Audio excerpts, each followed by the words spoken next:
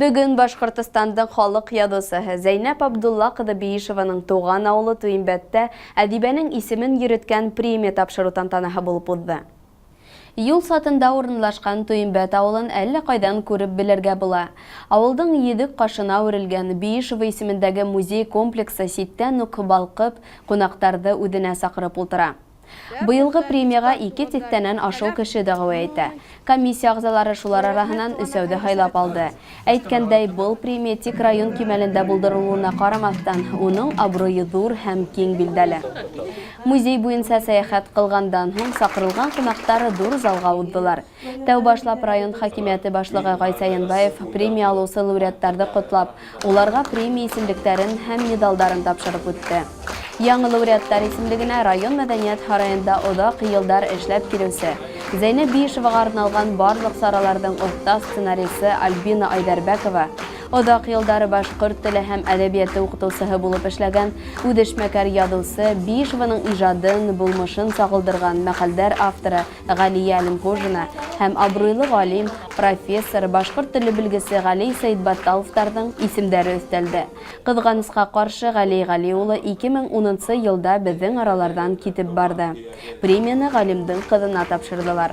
Мине ошо беҙҙең хөрмәтле яҡташыбыҙ исемендәге әҙәби премияға дәғүәт иткәндәре өсөн комиссия ағзаларына бөтә рәхмәт һүҙҙәрен еткерәм һәм киләсәктә лә ошо хеҙмәтемә тоғро ҡалып, янып, дәртләнеп, ижад итермен дип уйлайым. Минең өсөн бүгенге премияны алыу, ошо премияға лайыҡ булыу, өсләтә шатлыҡ дип әйтһәм дә яҙыҡ булмаҫ. Ни өсөн тигәндә, беренсенән, Зәйнәб Биишева исемендәге йорт музейҙың асылыуына 20 йыл тула. Юбилей йылында алыу менән ғорурланам. Ошо көндәрҙә мин ғорурлыҡ, шатлыҡ тойғолары кисерәм. Ни өсөн тигәндә, мин үҙемдең уҡытыусым, остазым, профессор, академик Ғали Сәйетбатталов менән бергә лайыҡ булдым ошо премияға. Һәм өсөнсөнән, ошо премияны алыу миңә киләсәктә стимул өҫтәй, киләсәккә яңы пландар ҡорорға ярҙам итә. Мин бик шат был премия алыуға. Атайым өсөн бик шат. Атайым бик күп эшләне бит үҙенең тормошонда. Күп яҙҙы, күп китаплар сығарҙы.